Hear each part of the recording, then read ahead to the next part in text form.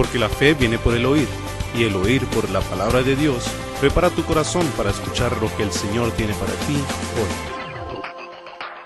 Buenas noches. Agradezco al Señor la oportunidad y la bendición que me da de compartir con usted y su familia su palabra. El Señor Jesús en el libro de Juan, capítulo número 6, versículo número 63, dice así: el Espíritu es el que da vida, la carne para nada aprovecha. Las palabras que yo os he hablado son espíritu y son vida. Mi oración es que esta noche el Señor Jesús haga una verdad en su corazón, lo que Él le dijo a sus discípulos y a los judíos de su época hace miles de años. Que esta noche la palabra del Señor se convierta en eso que Él dijo, en vida. Y que al entrar en nuestro ser interior produzca esa vida en abundancia que Él prometió. Que su palabra nos cambie esta noche, que su palabra nos convierta el alma, que su palabra rompa los velos de ignorancia, y que su palabra destruya las cadenas de opresión que el enemigo haya puesto en su corazón. Busquen su Biblia en el libro de Mateo, por favor, capítulo número 5, versículo número 3. Dice así la palabra de Dios: bienaventurados los pobres en espíritu, porque de ellos es el reino de los cielos. Jesús prometió esta bendición a sus discípulos, prometiendo que los pobres en espíritu son bienaventurados. La idea detrás de esta palabra, bienaventurado, es feliz, pero en un sentido más amplio, no en nuestro sentido moderno de simplemente estar cómodos o entretenidos en algún momento. La palabra bienaventurado también es aplicada al Señor en el libro de Primera de Timoteo, capítulo 1, versículo número 11. Pablo le escribe a Timoteo en ese texto y le dice: según el glorioso evangelio del Dios bienaventurado, o Dios bendito, que a mí me ha sido encomendado. La palabra griega para este término bienaventurado era makarios. Esa palabra describe ese gozo que tiene su secreto dentro de sí mismo. Ese gozo que es sereno e intocable, ese gozo que es completamente independiente de las circunstancias, posibilidades y cambios de la vida. En otras palabras, es un gozo que está por encima de las circunstancias. Eso significa la palabra makarios. El Señor Jesús aplicó esta palabra diciendo que makarios eran los pobres en espíritu. Las personas con ese estado de pobreza en espíritu, Él dijo que de ellos es el reino de los cielos. Esa pobreza en espíritu se traduce en un gozo que es completamente independiente de las circunstancias, las posibilidades y los cambios de la vida. En Mateo 25:34, Jesús dijo que en el día del juicio Él le dirá a su pueblo, y cito el texto: venid, benditos, bienaventurados de mi Padre, heredad el reino preparado para vosotros desde la fundación del mundo. En ese día el Señor Jesucristo juzgará entre los bienaventurados, felices, dichosos, dignos de ser felicitados, y los condenados. Él sabe bien y explica cuáles son los requerimientos para el bienaventurado.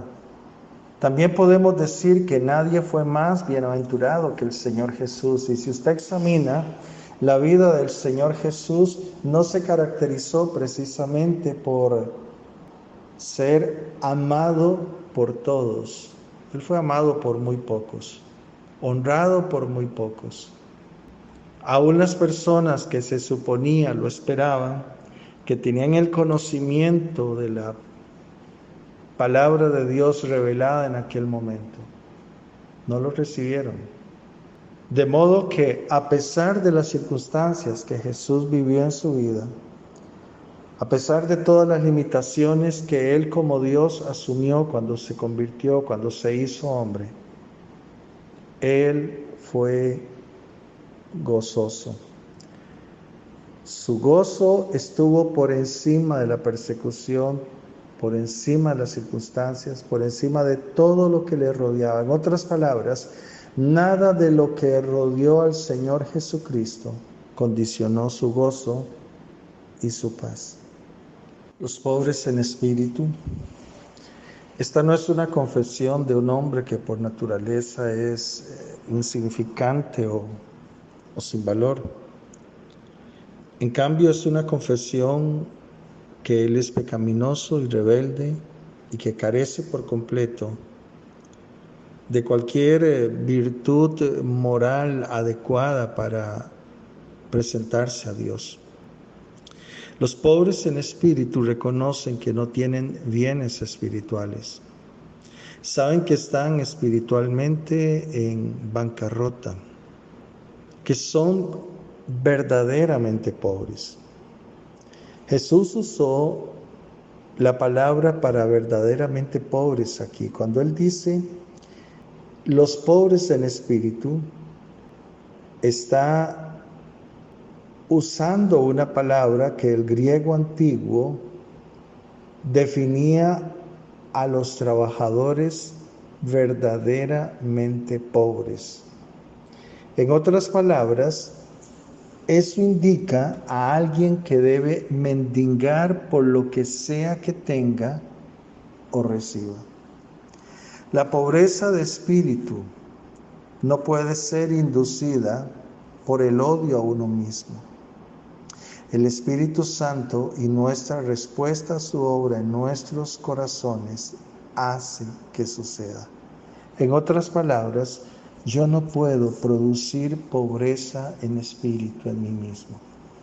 El Espíritu Santo y mi reconocimiento de ese estado hacen que eso suceda. Note que esta es la bienaventuranza primera, porque aquí es donde nosotros empezamos con Dios. Todos podemos comenzar aquí. No inicia Jesús diciendo, bienaventurados son los puros o los santos o los espirituales. No. Él inicia diciendo, bienaventurados los pobres en espíritu, porque todos podemos ser pobres en espíritu. No lo que tengo, sino lo que no tengo. Ese es el primer punto de contacto entre mi alma y el Señor. El Señor dice que a ellos, a los pobres en espíritu, les pertenece el reino de los cielos. Esos pobres que tienen que mendigar son recompensados. Reciben el reino de los cielos porque la pobreza en espíritu es el prerequisito absoluto para recibir el reino de los cielos. Y mientras nosotros alberguemos ilusiones en nuestros propios recursos espirituales, nunca recibiremos de Dios lo que necesitamos absolutamente para ser salvos. El reino de los cielos no es dado en base a la raza, los méritos ganados, la riqueza, es dado a los pobres. En el contexto social en que Jesús estaba, cultural en que Jesús estaba, eran los publicanos despreciados, eran las prostitutas, aquellos que son tan pobres que saben que no pueden ofrecer nada y ni siquiera lo intentan. Simplemente, al igual que Bartimeo, claman por misericordia y solo ellos son escuchados. Los pobres en espíritu son levantados del muladar y puestos, no entre los sirvientes contratados en el campo, sino entre los príncipes del reino. El llamado a ser pobre en espíritu es puesto aquí primero por el Señor Jesús por una razón, porque pone los siguientes mandatos en perspectiva. No pueden ser cumplidos por la fuerza de uno mismo, sino solo por medio de la confianza de un mendigo en el poder de Dios. Nadie llora hasta que es pobre en espíritu. Nadie es dócil hacia otros hasta que tiene una perspectiva humilde de sí mismo. Si no sientes esa necesidad y pobreza, nunca tendrás hambre ni sed de justicia. Y si tienes una perspectiva demasiado alta de ti mismo, encontrarás difícil, sumamente difícil, ser misericordioso con los demás. Los estatutos del reino de los cielos inician con la base de bienaventurados los pobres en espíritu, porque de ellos es el reino de los cielos. Estas palabras quizás fueron chocantes para la clase religiosa en la época de Jesús.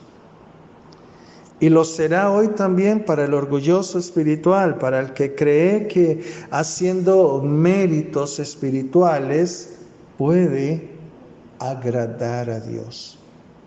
Jesús dice todo lo contrario.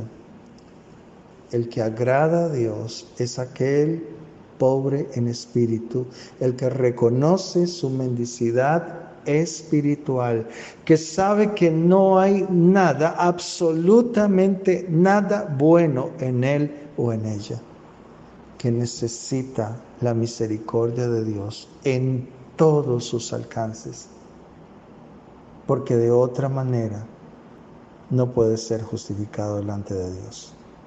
Sigue Jesús diciendo en el versículo número 4, bienaventurados los que lloran, porque ellos recibirán consolación. Lo que Jesús quiere decir es que hay un intenso grado de duelo que motiva a la persona a llorar. Jesús aquí no habla de una tristeza casual por consecuencia de nuestro pecado. Repito, Jesús no dice, bienaventurados los que lloran como consecuencia de su pecado, sino de un dolor profundo ante Dios por el estado pecaminoso en que se encuentra. Hay gente que llora cuando sufre las consecuencias del pecado. Pero si el pecado no trajera esas consecuencias que causan dolor a la vida de esta persona, no tendría caso llorar, no tendría sentido llorar.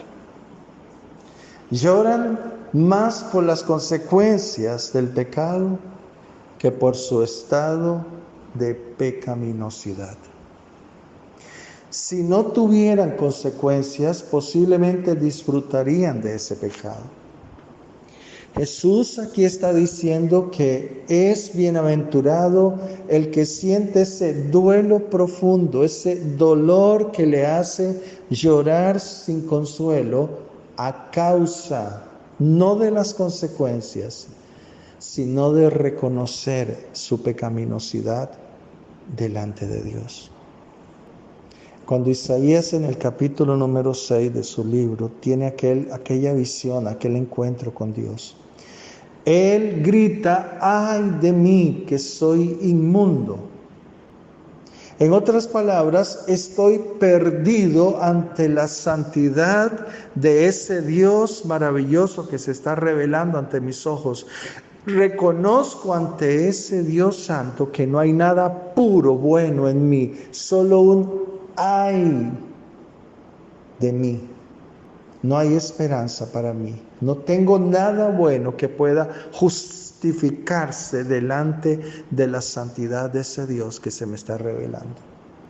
Cuando él reconoció su pecaminosidad, su estado degradado delante de Dios, el texto dice que voló un ángel que había tomado con unas tenazas un carbón encendido del altar que ardía frente a la presencia de ese Dios santo, y tocó sus labios y le dijo: es quitado tu pecado y cubierta tu culpa. Cuando reconocemos que en nosotros no hay nada bueno, no hay nada que por nosotros podamos hacer para agradar a Dios, que aún aquello bueno que nosotros consideramos de nosotros mismos es como trapo de inmundicia delante de Él, que aún esas cosas buenas que nosotros tenemos deben morir. Cuando lloramos de dolor al reconocer nuestro pecado, no por las consecuencias, repito, sino por el pecado, entonces el Señor Jesús dice: feliz, dichoso, digno de ser felicitado, el que no es movido por la culpa, el que no es movido al llanto por la conmiseración, por la acusación, sino que su llanto es provocado porque reconoció el estado pecaminoso en que se encuentra y que no hay nada bueno en él o en ella. Entonces, cuando llega a ese estado, mi consuelo se va a manifestar. La palabra que el Señor Jesús aquí usa es la palabra más fuerte que podía ser usada en el idioma griego para llorar por alguien que murió muy cercano. Alguien tan cercano, un padre, una madre, un hijo, un esposo, una esposa, un amigo muy cercano, una amiga muy cercana. Este era un lamento apasionado por alguien que fue profundamente amado, y cuando ese ser amado se perdió, entonces sale de las entrañas ese dolor, ese llanto inconsolable. A ese llanto es al que Jesús dice acá que va a recibir consolación. Pero no ese llanto por un ser amado que partió o por alguna pérdida que sufrió, sino por su estado de pecaminosidad delante de Dios. El consuelo del perdón, de la gracia, de la limpieza del Señor Jesús, entonces vendrá a esa alma, y eso traerá un profundo consuelo. David, en el Salmo número 32, escribió lo siguiente, y quiero citarlo porque creo que es el personaje del Antiguo Testamento que pudo experimentar lo que el Señor Jesús le está diciendo a sus discípulos en este momento. El texto dice: bienaventurado aquel cuya transgresión ha sido perdonada y cubierto su pecado. Bienaventurado el hombre a quien Jehová no culpa de iniquidad y en cuyo espíritu no hay engaño. David experimentó lo que Jesús aquí le está diciendo a los discípulos, que es alguien digno de ser felicitado. David lloró como por alguien muy cercano que había muerto, reconociendo delante del Señor su pecaminosidad, reconociendo delante de Dios el pecado que había cometido. Y aunque él sufrió las consecuencias de su pecado, también sufrió la maravillosa consolación y el perdón que el Señor le otorgó. Cuando él escribe este salmo diciendo: yo soy feliz, soy bienaventurado porque mi pecado fue perdonado. Jesús está ofreciendo ese tipo de consuelo a aquella que hace un alto en su camino y reconoce su pecado delante de Dios y siente ese dolor profundo porque ha quebrantado la ley de Dios. Hay una bienaventuranza consoladora de Jesús para esa persona hoy y ahora. El llanto es para la condición baja y necesitada, tanto del individuo como de la sociedad, pero con la conciencia de que son necesitados por causa del pecado. Los que lloran en realidad, los que lloran por el pecado, Segunda de Corintios, capítulo número 7, versículo número 10, Pablo escribe allí: este llanto es la tristeza que es según Dios, que produce arrepentimiento para salvación. La promesa de Jesús es que ellos recibirán consolación. A los que lloran por su pecado y por su condición pecaminosa se les promete consolación. Dios permite esta tristeza en nuestras vidas como un camino, no como un destino final, sino como un camino para volvernos a Él y recibir la consolación que necesitamos. Qué consuelo más maravilloso sintió David cuando se dio cuenta que su pecado había sido perdonado. El gozo que experimentó al saber que su pecado fue perdonado y limpiada su maldad. Esto es verdad hoy y ahora. Porque los que lloran pueden saber algo especial acerca de Dios. Es un acercamiento al varón de dolores que fue familiarizado con la tristeza, según Isaías 53:3. El siguiente paso al que nos lleva el Señor Jesús en esa bienaventuranza del capítulo 5, versículo número 5, es la mansedumbre. Ve el orden que el Señor Jesús está trayendo en estos textos. Primero, habla de los que reconocen su necesidad espiritual. Bienaventurados los pobres en espíritu. Luego, cuando reconocen su necesidad espiritual, ese reconocimiento los lleva a llorar profundamente por su estado pecaminoso. Cuando sus pecados han sido perdonados y limpiada su culpa, entonces estos individuos se convierten en individuos mansos. Por eso Jesús dice: bienaventurados los mansos, porque ellos recibirán la tierra por heredad. No hay una palabra en nuestro idioma que pueda traducir correctamente la palabra que se usó en el idioma original griego para mansos. Esta palabra manso en el griego tiene la idea de un balance adecuado entre el enojo y la indiferencia, de una personalidad muy poderosa pero controlada y de humildad.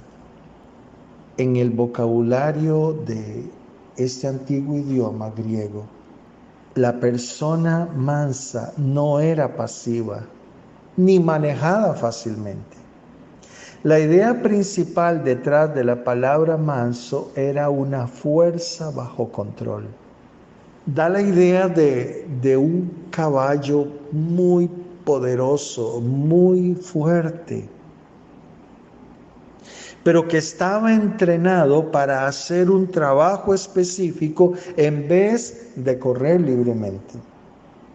Los griegos consideraban la mansedumbre como un vicio porque no lograron distinguirlo del servilismo. Ser manso hacia otros implica libertad de malicia y un espíritu vengativo. Los mansos, quienes pueden estar enojados, pero refrenar su ira en obediencia a la voluntad de Dios. Y no se enojarán a menos que puedan estar enojados, pero aún así no pecan, ni tampoco serán provocados fácilmente por otros. Es aplicado a aquellas personas que sufren algún daño, algún mal, pero sin reaccionar con amargura o deseo de venganza. Las dos primeras bienaventuranzas que Jesús dice en este texto tienen que ver con el ser interno de nosotros. Esta tercera trata de cómo uno se relaciona con su prójimo. Ser manso significa mostrar disposición a someterse y trabajar bajo la autoridad apropiada. También es una disposición de pasar por alto los derechos y privilegios de uno mismo. ¿Quién mejor expresó en la práctica la mansedumbre y la humildad que nuestro Señor Jesús? En el capítulo número 11, versículo número 28 del libro de Mateo, Él dice: vengan a mí todos los que están trabajados y cansados, y yo les haré descansar. Lleven mi yugo sobre ustedes y aprendan de mí, que soy manso y humilde de corazón, y hallarán descanso para el alma. Filipenses capítulo 2 retrata al Señor Jesús desde la perspectiva de lo eterno, de lo celestial. Pablo dice que Él, siendo en forma de Dios, no escatimó el ser igual a Dios como cosa a que aferrarse, sino que se despojó.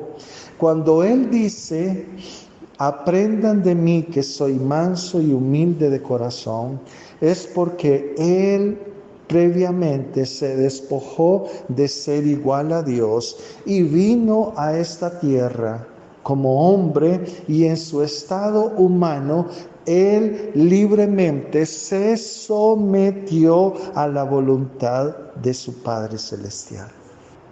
Voluntariamente se sometió. Tenía todo el poder, porque Él fue ese poder creador detrás de todo lo que existe. Eso lo dice Pablo en el capítulo número 1, versículo número 16 del libro de Colosenses. Jesucristo creó todo lo que existe, pero en un momento en la eternidad, Él decide despojarse de todo ese poder, dejarlo a un lado y venir a esta tierra como un ser humano, y en ese estado de humanidad someterse libre y conscientemente al Padre Celestial. Por eso Él dice: aprendan de mí que soy manso y humilde de corazón. No usó su poder, no usó sus privilegios en beneficio suyo. Él, siendo el Señor, en el capítulo 13 del libro de Juan, se despoja de su manto y toma por un momento la ocupación de un esclavo, lavándole los pies a sus discípulos. Y luego le dice: si yo como Señor he hecho esto, háganlo ustedes con los demás. ¿Qué les está diciendo? El estado mayor de grandeza, de honor que un hombre puede ostentar, no es el ser servido, el ser privilegiado, el ser admirado, sino el servir, el dejar sus derechos o sus privilegios de lado, aunque sea grande, poner a los demás en ese estado de privilegio, de grandeza y de honor, y él tomar el lugar de ellos. ¿Entiende por qué Jesús le dijo a sus discípulos y nos dice a nosotros: yo he venido a servir, no a ser servido? Porque la grandeza de la humildad, de la mansedumbre, es dejar de lado nuestros derechos y privilegios y permitir que el Maestro en humildad y mansedumbre nos coloque su manto de humildad, su yugo de servicio, porque eso hará de nosotros seres felices y bienaventurados. Contrario a la filosofía del mundo, ¿no? Jesús tuvo disposición a someterse y trabajar bajo la autoridad del Padre Celestial. Él pasó por alto sus derechos y privilegios. El hombre puede aceptar su propia bancarrota espiritual, pero ¿qué tal si alguien más lo hace por mí? ¿Reacciono mansamente? Por eso Jesús dijo: bienaventurados los mansos. Son mansos ante Dios aquellos que se someten a su voluntad y se ajustan a su palabra. Son mansos ante los hombres en que, siendo fuertes, toman la decisión de ser humildes, apacibles, pacientes y aún sufridos. El Señor Jesús dice: los mansos son bienaventurados, porque ellos recibirán la tierra por heredad. Podemos ser mansos, dispuestos a controlar nuestro deseo por nuestros derechos y privilegios. Somos mansos cuando podemos confiar que Dios nos cuida y protegerá nuestra causa. La promesa: recibirán la tierra por heredad, prueba que Dios no permitirá que sus mansos terminen estafados. A través de las primeras bienaventuranzas notamos que el hombre natural no encuentra felicidad o bienaventuranza en pobreza espiritual, llanto, mansedumbre. Estas son solo bendiciones para el hombre espiritual, aquellos que han sido criaturas nuevas en Cristo Jesús. Es imposible que el hombre que no haya tenido un encuentro con el Señor y haya nacido de nuevo encuentre felicidad, bienaventuranza en pobreza espiritual, en llanto, en mansedumbre. No, su naturaleza es orgullosa, altiva. Sírvame antes de servir. Solo un hombre o una mujer que han nacido de nuevo pueden experimentar felicidad, bienaventuranza, reconociendo su necesidad espiritual, llorando por la misma y sometiéndose libremente, conscientemente al Señor Jesús. Se despierta un deseo en aquel que ha pasado por la etapa de pobreza en espíritu, que ha pasado por el proceso del llanto por el pecado y ha desembocado en un espíritu manso. Se despierta en esta persona hambre y sed de justicia. Y la promesa de Jesús es, por favor vea el orden, bienaventurados los que tienen hambre y sed de justicia, porque ellos serán saciados. No podemos sentir hambre y sed de justicia si antes no hemos reconocido nuestra necesidad espiritual. No podemos tener hambre y sed de justicia si antes no hemos llorado por el estado pecaminoso de nuestro corazón, de nuestra naturaleza caída. No podemos sentir hambre y sed de justicia si no hemos sometido nuestra voluntad al señorío del Señor Jesucristo. Si aún peleamos nuestros derechos y privilegios, si aún estamos dispuestos a servir y a perdonar, no podemos tener hambre y sed de justicia. Esa pasión es tan real como el hambre y la sed que sentimos y que son muy reales en nuestra naturaleza humana. Si estamos sanos, vamos a sentir hambre y vamos a sentir sed. Eso es muy natural. Es una pasión intensa también, como cuando usted tiene horas de no comer o de beber. Esa pasión puede incluso ser dolorosa, de la misma forma que cuando usted tiene hambre le duele el estómago, igual la pasión por hambre y sed de justicia puede tornarse dolorosa. Así como el hambre o la sed pueden manejar a un hombre, la pasión por hambre y sed de justicia se va a convertir en una fuerza motora en su ser interior. Una persona saludable sentirá hambre y sentirá sed, porque eso demuestra que está con salud. Una persona enferma normalmente no come, se abstiene de beber también.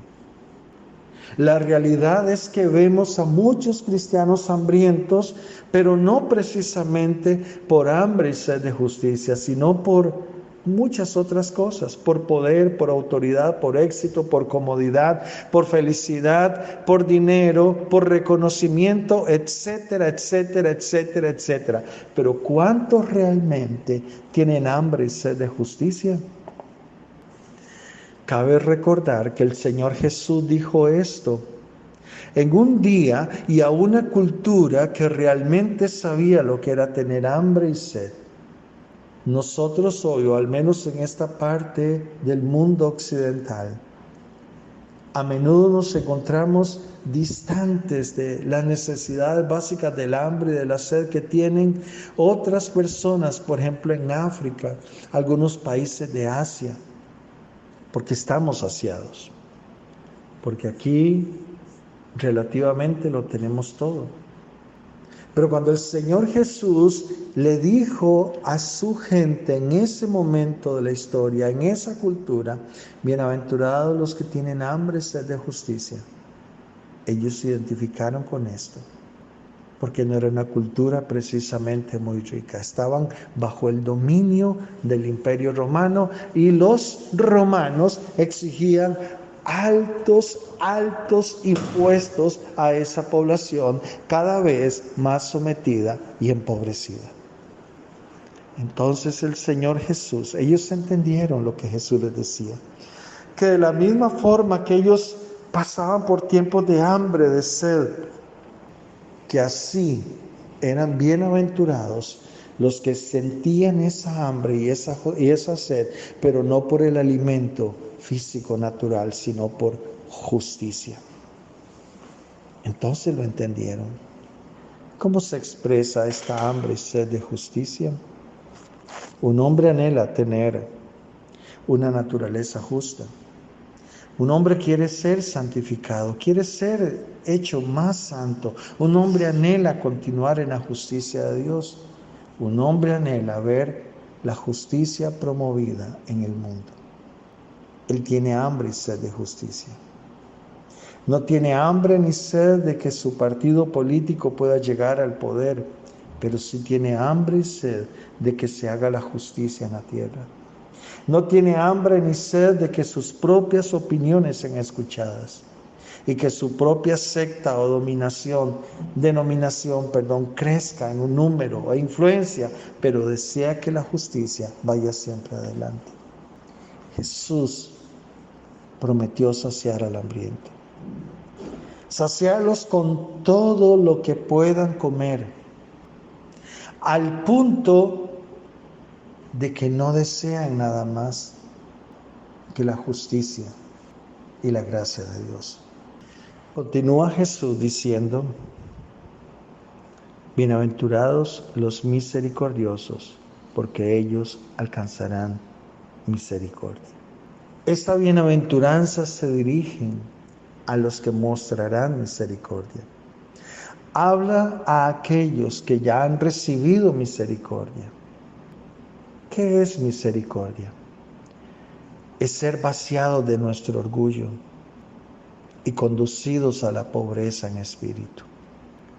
Es misericordia ser llevado a llanto por nuestra condición espiritual.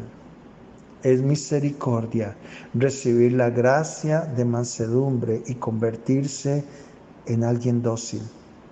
Es misericordia tener hambre y sed de justicia. Por lo tanto, de quien se espera que muestre misericordia es alguien que ya la ha recibido.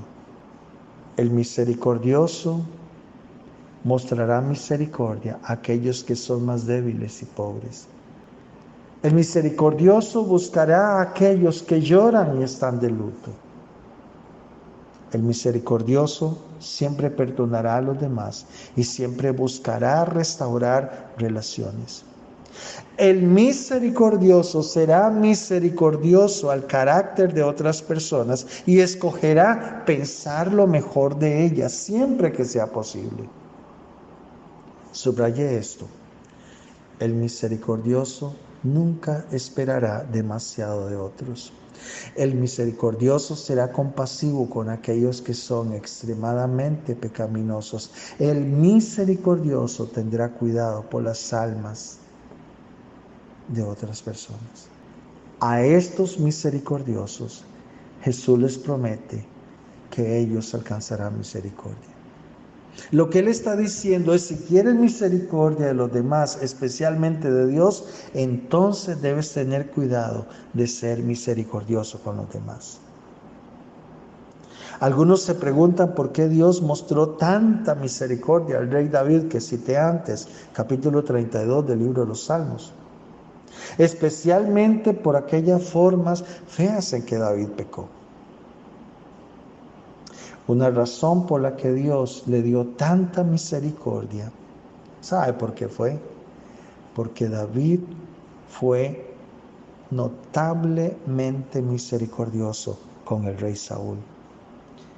Y no solo una vez, sino en varias ocasiones fue amable con un hombre que era indigno. David, cuando él muestra misericordia al rey Saúl e impide que sus soldados lo maten, cuando tenían la oportunidad para hacerlo, cuando él necesitó de misericordia, porque había matado a través de la espada de los amonitas a un hombre que era muy cercano a él, a Urías. Dios entonces le mostró misericordia, no alcahuetería, misericordia. Le mostró misericordia, aunque David tuvo que lidiar con las consecuencias. David no murió por ese pecado, porque ese pecado merecía la muerte. Pero como él había mostrado misericordia al rey Saúl, Dios le mostró misericordia a él cuando otros pedían su cabeza por el pecado que había cometido. Cuando reconocemos nuestra necesidad espiritual, cuando lloramos por ese estado espiritual pecaminoso, cuando nace en nosotros ese deseo de buscar la justicia de Dios, entonces el Señor mostrará a nosotros misericordia, porque ese estado nos ha llevado a ser también misericordiosos. Hemos aprendido que la misericordia de Dios se extendió sobre nosotros cuando reconocimos nuestro pecado, cuando lloramos por eso. Entonces, ahora, una vez que hemos sido perdonados, nos convertimos en hombres y mujeres que extienden misericordia a otros, a otras. Entonces, el Señor mostrará su misericordia y su favor a nosotros. ¿Quieres que el Señor te trate con misericordia, con bondad, con amor? Jesús dijo, haz con los hombres como te gustaría que los hombres hicieran contigo. Te bendigo en el nombre del Señor, que esta semana que estamos iniciando,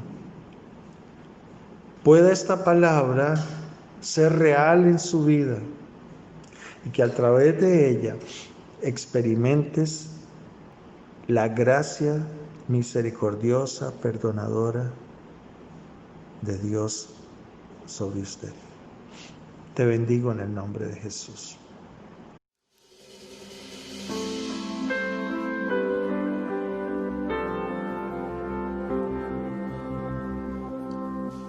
Cristo, Cristo, Cristo, Cordero de Dios, en la cruz nos diste